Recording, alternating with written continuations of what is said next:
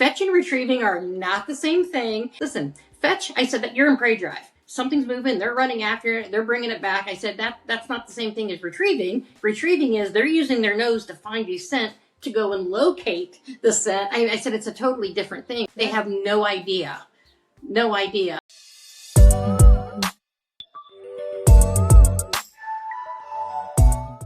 This is Off the Leash Conversations. We've got Sam and Tiffany from Defender Canine. So, Tiffany, welcome to the podcast. This is all kinds of dog trainer conversations just gone wrong. So, just an open conversation, and I know that with working with you before and some of the stuff that we've done, you do a lot of stuff with rescues and shelters through your business. So, really want to dive into that today. But before we get there, go ahead and give us just a little bit of background on you and Defender Canine. Sure. So I opened my business up several years ago, and in my business, I do kenneling and I do training. So I do all types of training. I do any kind of scent detection training. I do obedience, on leash, off leash, service dogs. So, really any kind of training on a dog I can do, or I can at least help with. I am actually a police canine certified trainer, although I don't work a lot with dogs here in Ohio. They go through OPATA as you work with them. But I was lucky enough to go through a school where I worked with, all of the police dogs and things like that. So I can basically take them from a puppy to, a finished dog. If I had, the opportunity to do that, I'm certified to do that. So over the last couple of years, we've actually grown in what our business has been doing. So here at Defender Canine, we do a lot of board and trains. We do a lot of private lessons. We've been getting more and more into behavior problems, reactivity, a little bit of aggression, things like that. So we don't just do like pet obedience. We sort of, we tackle some of the harder problems like, the resource guarding, the problems that cause owners to surrender dogs to shelters. And, so we work, one-on-one with the owners with that. Recently, I just started a new portion of my business. It's actually called Second Chance Canine. So it's under the umbrella of Defender Canine, but it's got its own trade name. That is for specifically working with shelters. And what we do for that is we go in and help, some of the problem dogs, the problem behavior, quote, quote, unquote, dogs, to be able to get adopted. Because some of them,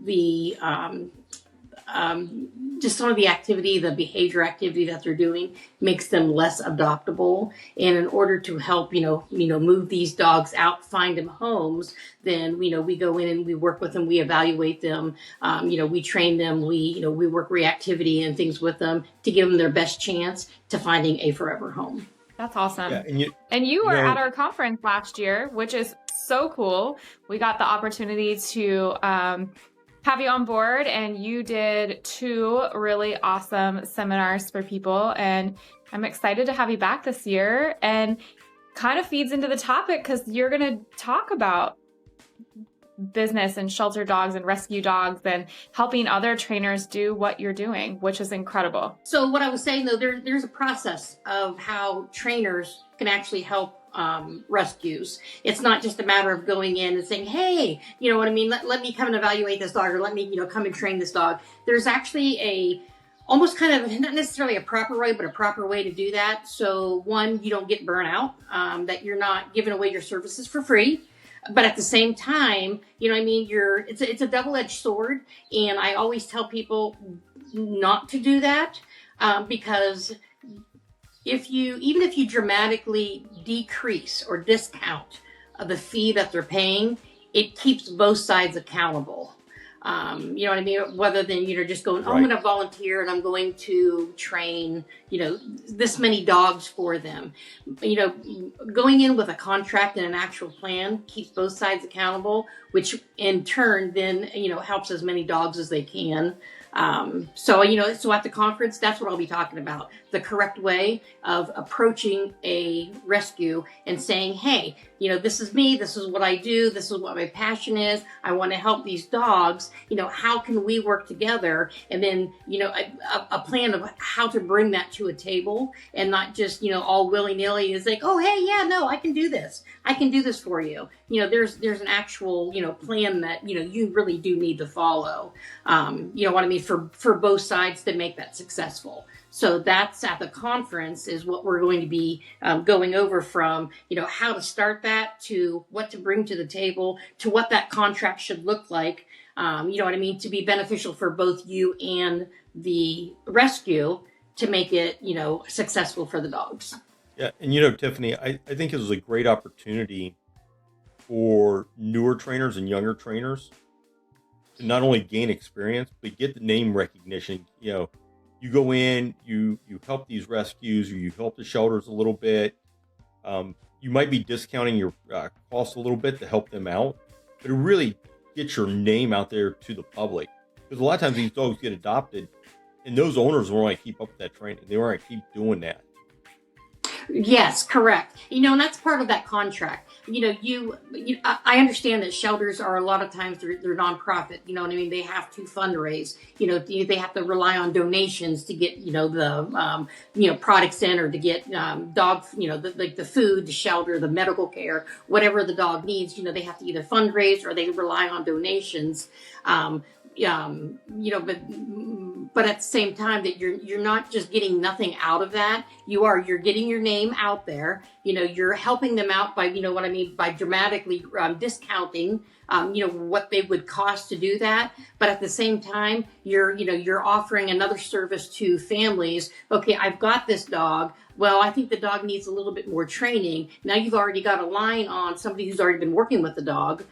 Somebody who's already can relate to the dog, who knows, as much history of that dog that they can know, to help you. So not only does that help the shelters, but it helps the adopting families have, kind of like that lifeline if something does go haywire with the new adoption.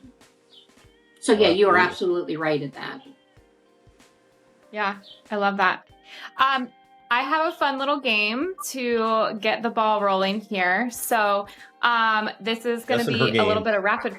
I love games.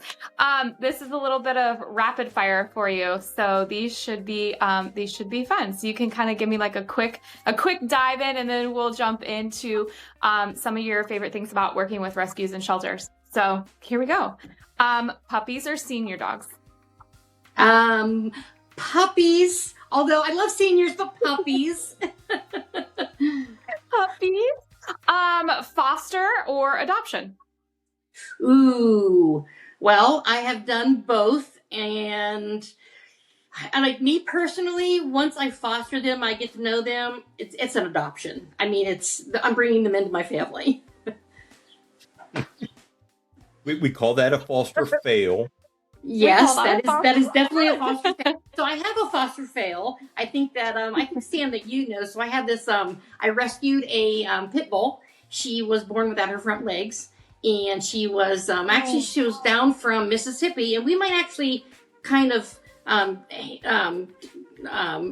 tap in on this a little bit on this podcast about dogs being sent from shelter to shelter. They transfer them to a different shelter. So if they don't have any right. an interest in one area, they start they start transferring them out to other rescues in different parts of the country to see if they can get a interest. And that's actually exactly what happened with one of mine. She was actually from Mississippi. And she was special needs, so I went to a special needs foster up here that I work with.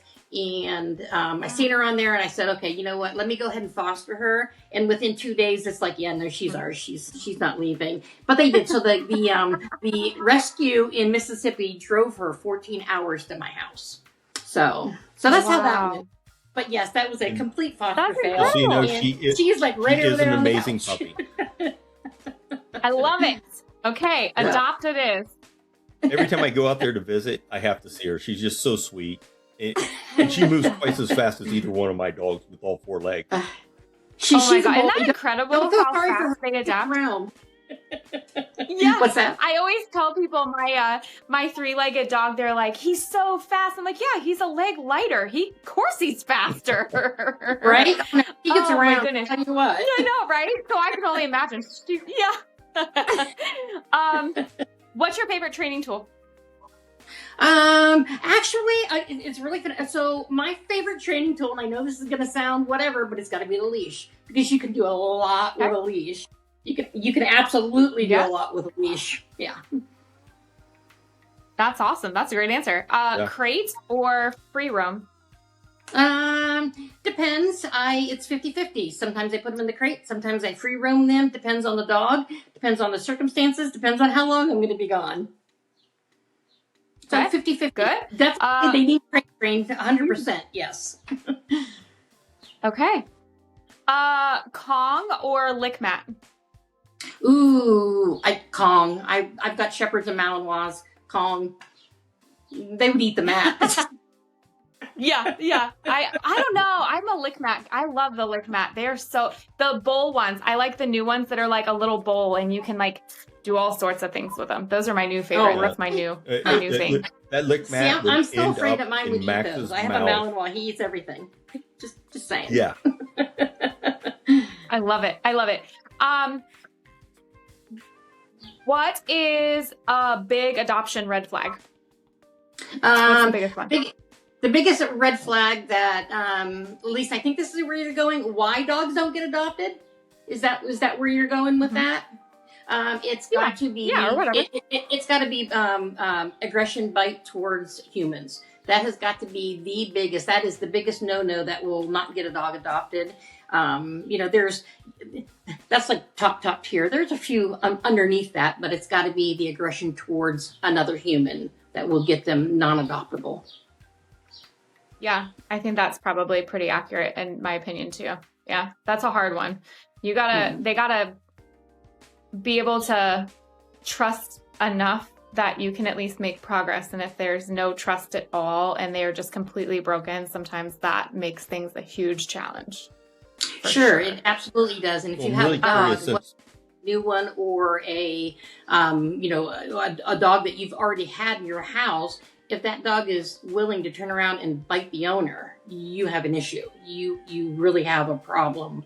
You know what I mean? Not that the dog's towards somebody else, but if he's willing to turn around and bite the owner, that's actually a whole different level. I think when we're working with dogs, that's a whole different level of aggression for me. Yeah, I agree with that. For sure. I would definitely hang on. Just I dive into this for just a second because go. You spend a lot of time working with shelters and rescues, and we talk about the aggression or the biting. When you see that, how much of that is actually aggression, and how much of it is like a reactivity versus a fear?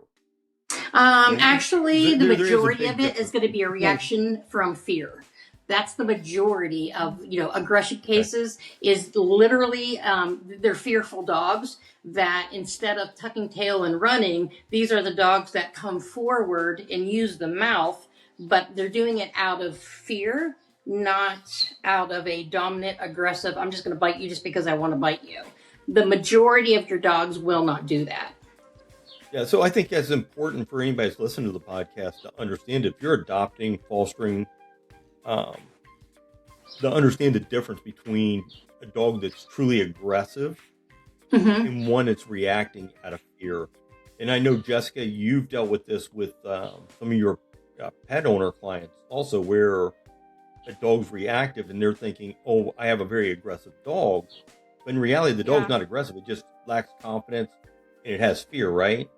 Yep. Yeah, I would say that is, for the most part, I think in my experience, at least, I find it to be rare that I find a truly aggressive dog. Generally, I feel like there's other things that are going on, and it's difficult sometimes to discern like what is the underlying thing that's going on. But I will say the majority of the pets that we deal with and the things that we see are generally not truly aggressive. It's something else going on that's manifesting that way, because the dog doesn't know what to do with that. They don't know what to do with those feelings, and they've never been shown what to do with those feelings. And I'm sure, Tiffany, you run into that a lot too. Like, these dogs have these big feelings, and something that we can talk about too that is really heavy is as a pet owner myself, as a trainer, whatever, sometimes we tell a story of this dog, and a lot of owners will tell a story. They've been abused, they've been this, they've been hit, they've been mistreated.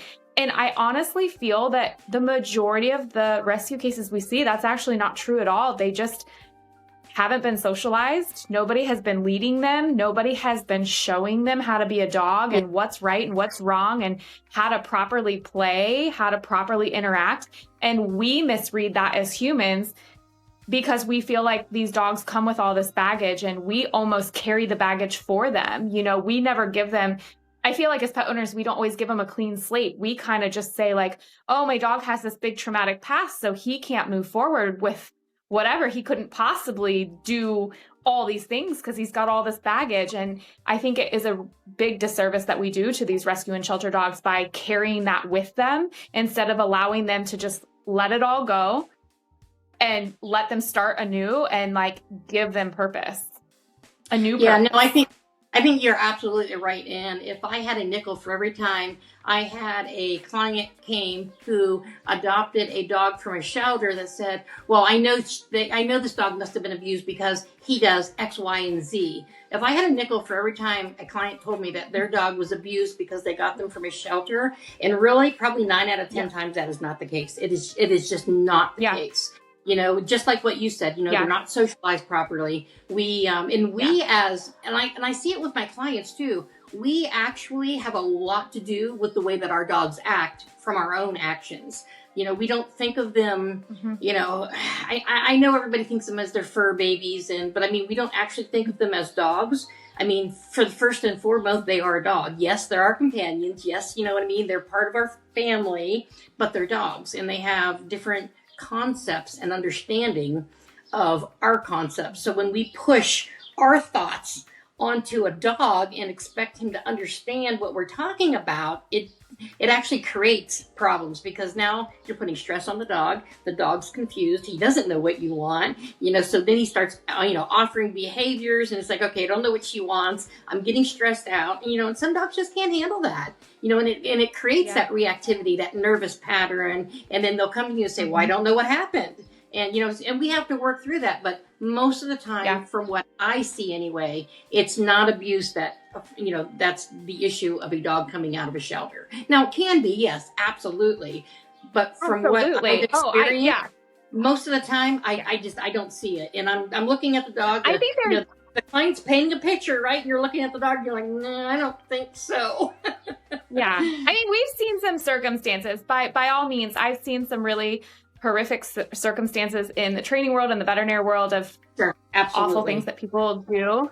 And we all have, like, we've seen social media, we've seen these horrific stories, but I will say the majority that come through shelter are just kind of unfortunate circumstances. Like, life happens, things happen, finances happen, health happens.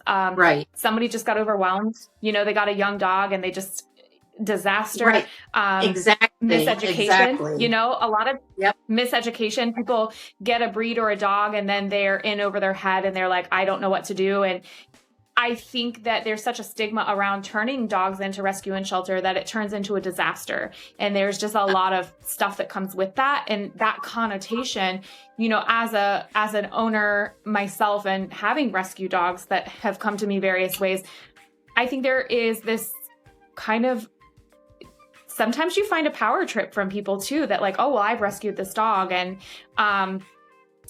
you know, that comes with its own circumstance, that now they've rescued this dog and it's their entire existence of rescuing this dog. And it's kind of a disservice to that dog. They need a lot of structure and guidance. And, you know, we talk about the 3-3-3, you know, 3 days, 3 weeks, 3 months, but you know, the more I've been in this industry, the less I think that's true. I think it is so much longer than that. I don't know, you know, what you guys see, but no, and it depends on the dog, because I've seen dogs that go way shorter than that, I've seen dogs that go way longer than that. I know they say that as a general rule of thumb, but I'm here to tell you, you know what? Every dog's an individual. It goes on that individual of a dog. One of the things that, when you talk about, people rescuing, whether they bought them from a breeder, they have this dog.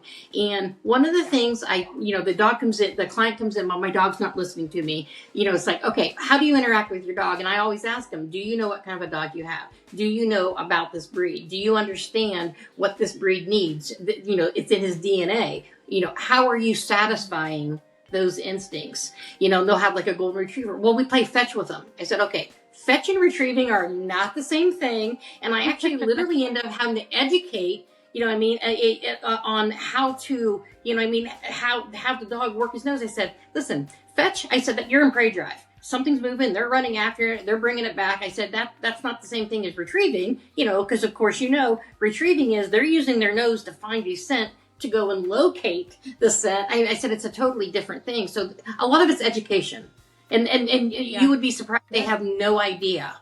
And even from a shelter, I see it more from shelters, only because you don't really know what you're getting out of shelter. You don't know, the DNA. Unless you do like a DNA kit or whatever. But sometimes you don't really understand the breed or the, all the breeds that you're getting into a dog. Yeah.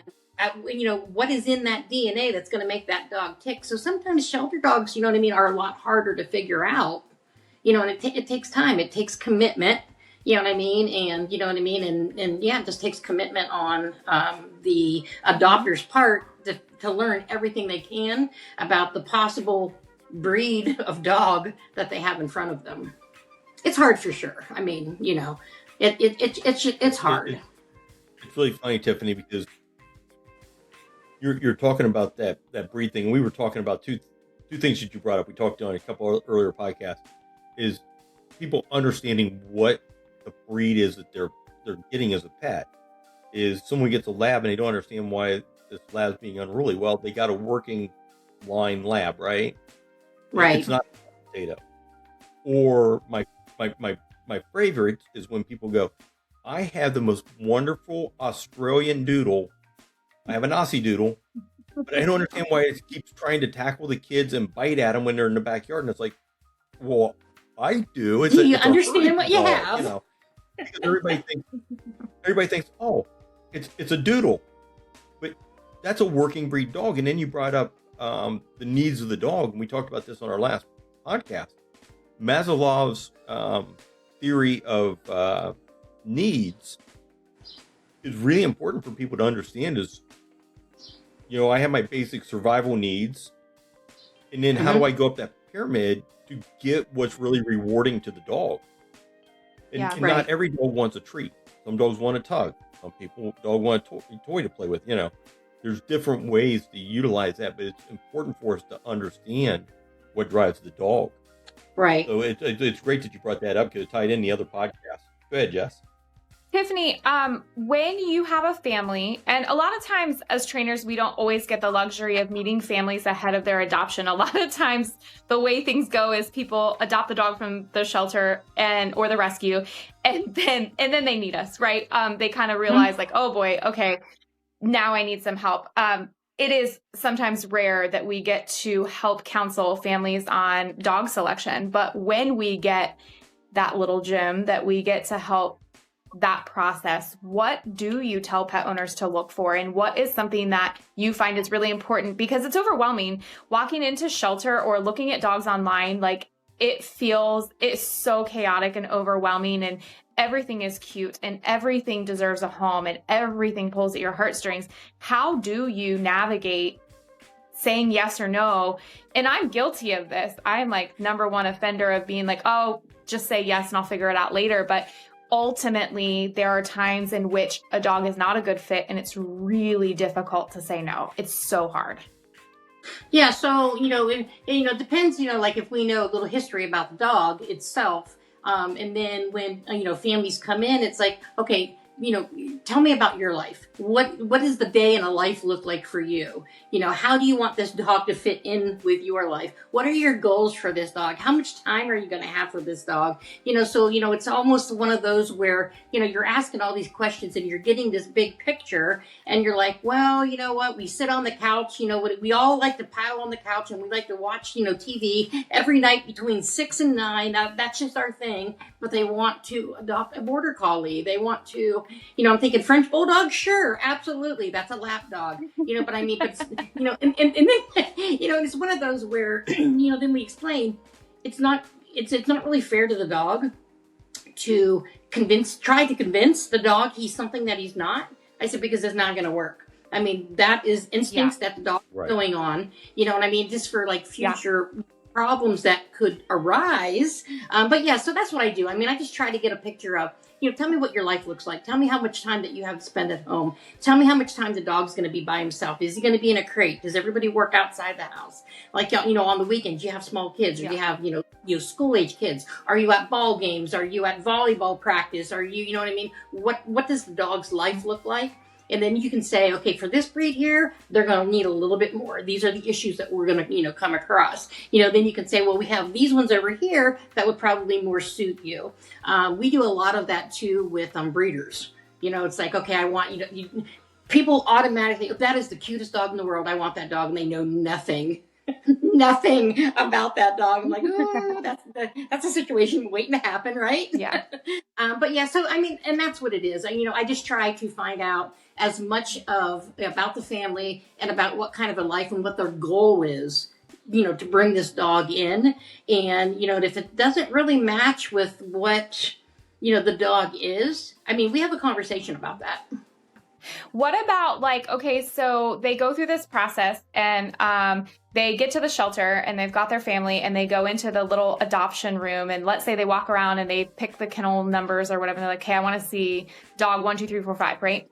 Once they get those dogs, what are some of the major things that you tell people to look for to find out if it's going to be, a good fit? So they're sitting in this little room, they've got happy, bouncy puppy. Like, what are things that you see that are red flags that you're like, that's going to manifest into a bigger problem, versus that dog has just been at the shelter for a little while or is rambunctious? Because we know, shelters, at least in our area, I think they do an incredible job with enrichment and teaching their staff, and they've really come a long way in all of those activities, but those dogs are still in a kennel or a crate for extended periods of time. How do you kind of navigate what's just normal shelter rescue funny behaviors just because they've been cooped up versus that's going to manifest into something that's problematic? So really, okay, so you're talking about an age, you're talking about puppies. Puppies, I really don't have that expectation on, because especially if they're smaller puppies, I mean, you can mold them into really anything that you want. Some of the bigger, the older dogs, some of the things that I look for is, one, the standoffishness. Sometimes you'll see a dog right off the bat kind of start pushing, different people in the family, you know what I mean? They'll start giving some behaviors that are, I don't know if I like that. And they could be very, very slight. But if you are used to working with animals, I mean, you pick up on, okay, that might be an issue. You know what I mean? So it's one of those where, you go back to the staff, what does this dog act like with you? What does, this is what I'm seeing. Is this going to be an issue? And maybe that requires, another visit, leave, come back, give me another visit to see, okay, was it just that particular? So some of the behaviors that are really, okay, I'm really not sure about that, I might even ask for a second visit. Maybe the dog was having an off day. I mean, we do it all the time, right? I mean, there are some days where I'm crabby, don't talk to me, but usually I'm a pretty nice person. There are those days, but like I said, with behavior like that, sometimes you start to see it even before the family gets there. And then when the family gets there, if you see it actually come out a little bit more, that's a red flag. That's okay, let's find out, well, why is he doing this? Is it a guardian dog? Is it, is it a shepherd? Is it a herder? You know what I mean? Is he using his instincts to do this? Or is there, a resource problem? So you really kind of have to, do your process of elimination, and really try to find out. I mean, because, you don't want to send the wrong dog home with the wrong family. because one, Sure. either something bad will happen, or or the dog will just come right back because they can't control it, they can't handle it, or it got home and it won't leave the kids alone. Okay, well, we can't have a dog in here. That's not going to jive with the kids, right? And those are the dogs that get returned, and then they returned and returned. Mm-hmm. You know what, Tiffany, let me jump on real quick, because actually that's something that comes up quite often is, as trainers, and this is, I'll put this out to all trainers that work with rescue dogs, that return protection, it's how do we as trainers ensure, one, that you kind of covered how to select a dog, but once the family has a dog, as trainers, what do we really need to focus on so that dog is not a repeat? I hate to say a repeat offender, but Right. that they don't go back into shelter prison. You know what I mean? Right. There's some dogs will go from shelter to shelter to shelter. Right. Yes, exactly. We don't always, we can't always stop that. I mean, that bottom line is we can't always stop that. There are going to be dogs that are returned and returned because they don't work out for, whatever reason. I think that, a lot of time too, as we're going through and trying our hardest to make sure that dog is the right fit for that family, a lot of it, sometimes too, I do a lot of education with the new family. I will even, work with that family just, for a couple of times, even just, call me with, come in here, let me see you work with the dog, and I'll even give them, like pointers or, whatever. Here's what I always tell everybody, Sam. This is what I always tell everybody. Wrong, right, indifferent. This is, and I truly believe this. Dogs need three things. They need boundaries, they need food and water, and they need affection, in that order. Because if you don't give your dog boundaries, they're going to make their own, and I'll guarantee you're not going to like it. And they really do. Boundaries, food and water, and affection in that order. I mean, that's and I do. I live by that. That's a creed that I live by. They're like, well, the dog doesn't listen to me. It's like, okay, first of all, stop talking to the dog. Stop feeding him out of the bowl. You know what I mean? Just those little things that, that really can make a difference. They're minor things, really, but they can really make a difference. With puppies, you were asking about puppies. We tell them, what's the biggest thing people tell you about puppies? Oh, make sure you can put your hand in their bowl. Sure, that's great. You should do that. You shouldn't do that every single time they eat, because what people don't realize is they do it so often. Now they're creating the resource guarding issue, because, after a while, okay, listen, you got a piece of pizza, right? Somebody takes your pizza and you're looking at them like, give that back. You give it back. You go to take another bite and somebody takes it again. What are you going to do? Now you're getting mad, right? Because they keep taking your pizza. Yeah. Well, the dog's the same 100%. way. Yeah, so what I mean, so like, little puppies, so all of these things here, I educate, this are the things you need to be doing. These are the things you don't need to be doing, and we talk about, like the potty training. And I'll tell you what, potty training, in my opinion, I think kills more dogs than parvo. I really do, because people will not put up with a dog that's not house trained.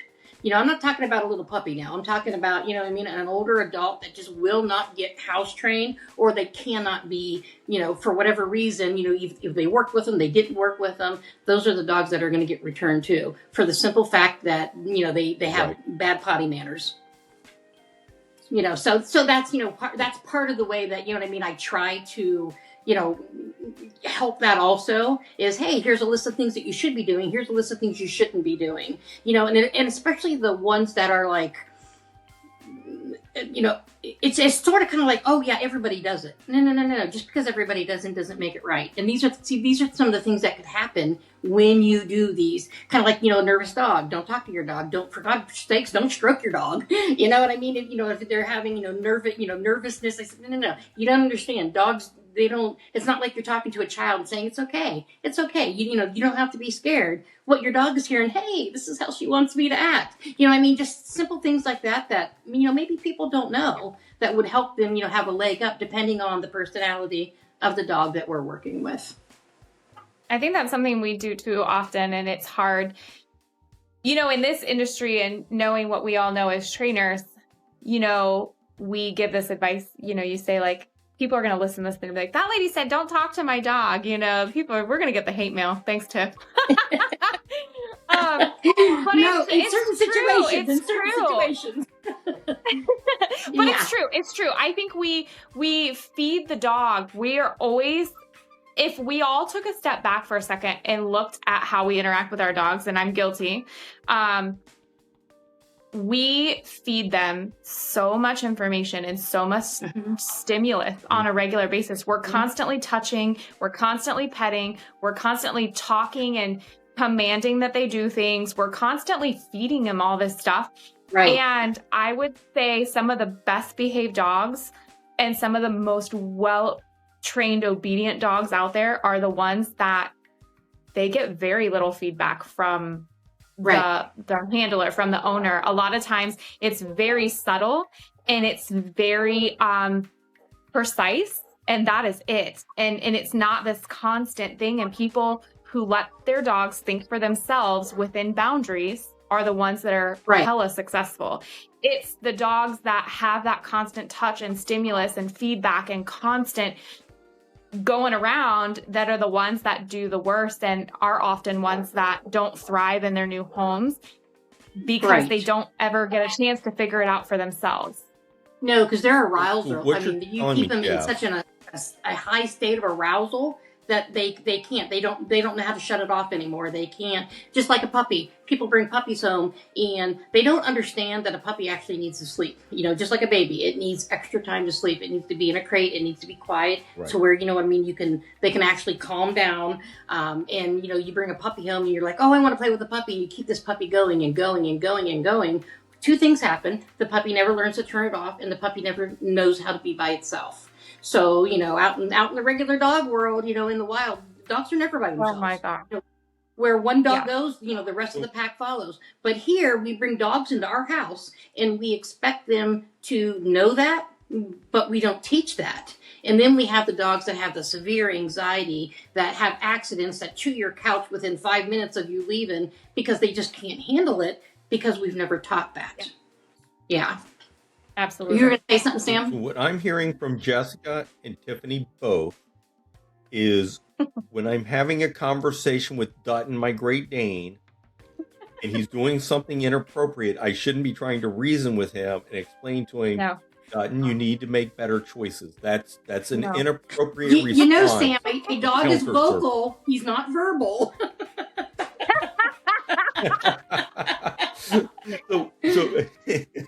So I do have to put a plug in here. If anybody has contacts at Liquid Death, just saying we do like it. If you're watching the podcast, feel free to send us a couple cases. You can reach out to us in the comments below. And we're still looking for our director chairs with our names on it. Chairs. I do have to get back to a serious note here. I hear this a lot from rescue. It's more from rescues and shelters. But there's this whole thing over training tools. And I get clients a lot of times that say, I can't walk my dog because it's dragging me down the street. Mm-hmm. I never take it for a walk because I can't control it. Mm-hmm. And they've gotten from the rescue that they got the dog from, you can't use a choker, you can't use prongs, you can't use an e-collar, you can't use a martingale. You know, you can't. For those people, how do we break that bad leash reactivity or the inability to walk calmly on a leash without having tools? And I know that goes into that whole positive training regime, but some of these dogs you get out of the rescues, they're not food motivated, they're not hug motivated, and it makes it so much harder when you don't have tools to use to communicate. So, are you talking from rescues that say if you adopt this dog, that you're saying that you won't use these tools on them? Is that what Correct. you're? And I know you probably heard that often. Mm-hmm. So a little bit harder. In my business, I do use tools. If the client, is like absolutely not, we use we use like a slip collar leash, to train. So I'm going to tell you right now that that's probably going to cause more damage than, of course, the collars that, people are so much against. I do try to educate, people on the actual collars. They'll put harnesses on them, these no pull harnesses. Listen, why was a harness made? A harness was made for a dog to pull. You know what I mean? It allows the dog to pull freely without something around their neck to, to like hold them back. It's safing. It's safer for them. Harnesses like your sled dogs, they're made for pulling. And when you're training dogs, right? If you can't control the head, you really can't control the dog. So, one other thing, I will train on a flat collar. I think flat collars can do just as much damage as, choke collars. Mine of choice is called, of course, the prong collar, right? That does the least damage. People don't understand that. That's fine. They don't want to use that for whatever reason. They can't use that. I will use a regular collar. Dogs don't tend to learn as fast. So, the training time is longer. And how do I say it? Your commands, the response to the command isn't as sharp if you're not using the right tool. So how many times have you heard somebody say, you know what, if I would have had the right tool, this would have been done. You know what I mean? A year ago, 5 months ago, an hour ago, if I would have had the right tool to do it, and unfortunately, we live in a society where I think that people can't get out of their own feelings. And just because they think a certain way, so therefore it has to be a certain way. And unfortunately, that's not the way that it is. So yeah, I mean, okay, you know what? This is what I have to work with. I'll work with that. But it's not going to be as sharp. It's not, the training's going to take longer. You know what I mean? And I'm very honest with them. If you're asking me how I handle that, I mean, sure, I will. The only thing that I will not train on is a harness. Because I can't control the head, then I can't control where the rest of the body goes. But I mean, it's just one of those where I don't think I've ever had anybody. I've had one person. No, I don't want that. And then when she came to pick up the dog, she goes, well, can I try that? That collar, that, the correction collar. She's like, wow, why didn't I do that before? Because she used a whole different dog. And here's how I explain it to people, Sam. I said, you could take a pencil. You can write a beautiful story, take people out of the world, right? If you take somebody and now you stab somebody with that pencil, now it becomes a weapon, right? So if you misuse a collar, whose fault is it? Really, is it the collar's fault or is it the person who's misusing the collar? Unfortunately, we are in a society where we like to blame other things and inanimate objects instead of taking accountability for our own actions. So yeah, I mean, if that's, if that's what they want to do, that's fine. We can do it on, a regular collar. It'll take a little bit longer. It's not impossible. No, it'll take a little bit longer. As for not being food motivated, you know what I mean? It's one of those where, first of all, I stop feeding them out of a bowl, and then they're working for their food. So they're going to eat, you know what I mean? They're getting just as much nutrition. Oh, Tiffany, what is wrong with you, you evil person? You make them work for their food? Well, I mean, we have to work for our food, right? We have talked about this. We have been through this on so many podcasts and so many questions of when you're training, hold back some of if you're training in the morning, don't feed them all their breakfast. Hold some back. Right. Use it for training tools. Make them work like with my clients, I will tell them their food. I said I actually train with their food. I'm not giving them extra junk food treats to train with. They can train with their actual food. And I don't generally even the ones that are like, okay, no, I don't think my dog's very, very food motivated. They will be. You know what I mean? Especially when, you know what I mean, they that 2-3 day period is over. They're a little bit more comfortable and now they're starting to get into okay, I think I know what I'm doing. And you get a different dog, but you have to stick with it. And you know what I mean? Until the dog goes, oh, okay, I got this. And I think a lot of people don't. They try it once and they're like, okay, well that didn't work. I'm not going to do that again. And like, yeah, you're not doing justice. I think that's my favorite way.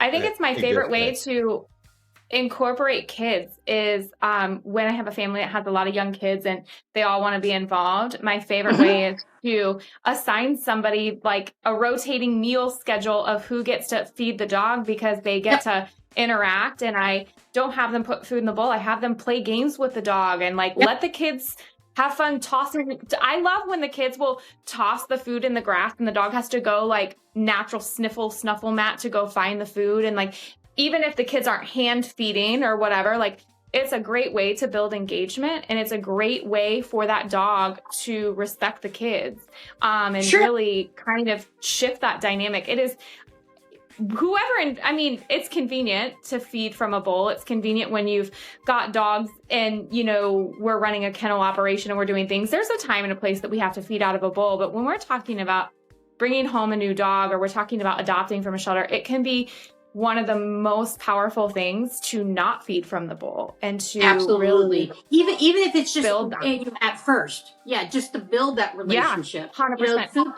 Food comes from food comes from you. Because here's the problem: people will tell me, well, my dog doesn't listen to me. The first thing I tell them, stop feeding them from a bowl. Because once you feed them from the bowl, you put a blob of food down in a bowl, you have just lost the value of what that could be. And just like you said, you know what I mean, throwing it into tall grass, now you're getting their nose to work. And a dog should see the world through their nose. So many times we teach a dog to look and use their ears, when a dog actually should be using their nose.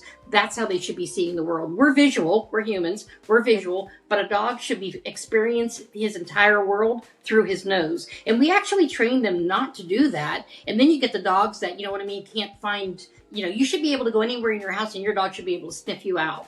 And then, but we get the dogs that are like, they're like, okay, I don't know what to do now. And we've done that to them. You know what I mean? We've taken that ability away from them. And, like I said, what you said, it's powerful, you know what I mean, to have all the family involved, because that's how relationships build. I'm working with a lady right now on a service dog. She was just here. She left last night. She comes and goes because, it's a long process. But I told her, I said, you've got to stop looking at her as a dog and start looking at her as a partner. I said, because as soon as you do that, your entire world is going to change how you see her. As soon as you, stop looking at her, okay, she's just this, this 9-month-old wound up dog that still has growing to do, into, like tasks and things like that. I said, start looking at her as a partner and saying, okay, how do I give her what she needs so she can turn around and give me what I need? I mean, that was, for the service dog, that's the, relationship that you have to satisfy her so she can satisfy you. So I absolutely love that. I think the whole family should be involved.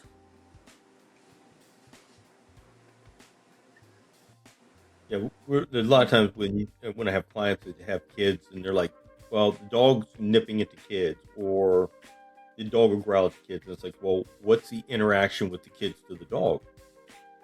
And I get the blank stare of like, what are you talking about? I'm like, well, do they feed the dog? Do they take the dog for a walk?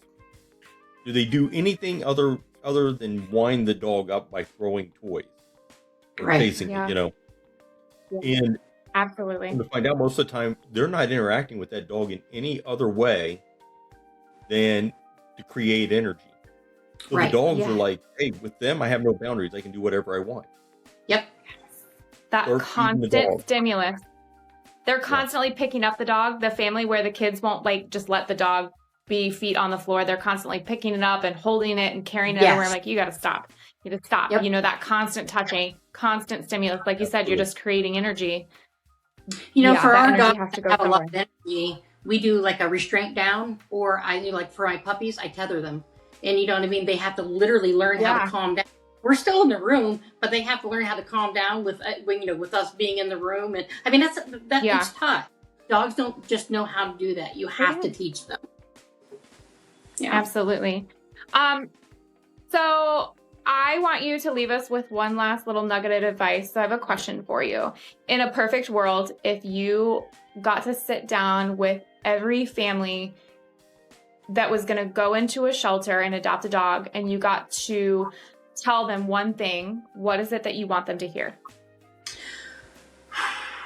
One thing. Ooh. Man. That's hard. And you know what, Jessica, I don't know if I have an answer for that. One thing, I would, the one thing I guess that I would tell them anytime that you get a new dog, whether you get it from a neighbor, you get it from a shelter, you get it from wherever you're getting this dog. I mean, we're talking about shelter. So let's just say you get this dog from the shelter. The first thing, that I would tell them is, just remember this. You're training the dog even when you're not training the dog, so, start paying attention to what this dog's doing as soon as he comes home, because a lot of times they'll get that, well, when do I need to start training him? I said, honey, you're training him.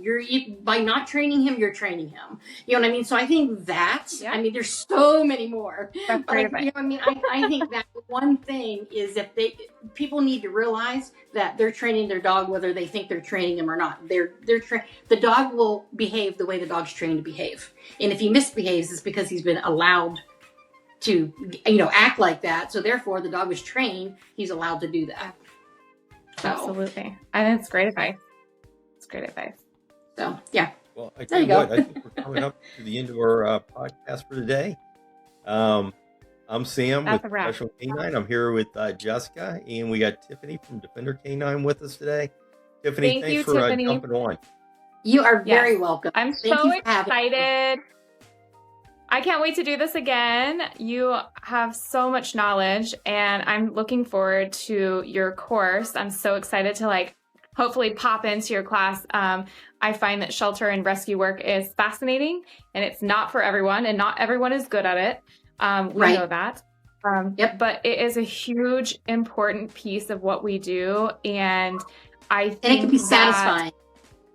it's so satisfying. And sometimes Yeah. the relationship between trainers and rescues and shelters are not the best. And I would love in an ideal world that I think our goal, at least as professional canines, something we've always stuck true to is we want to leave this industry better than we found it. And so Sure. continuing Absolutely. to move that needle, continuing to help pet owners make good choices and help shelters and rescue in our own way of helping them move the needle, get dogs adopted, help counsel them on how to pick families and how families pick them. Right.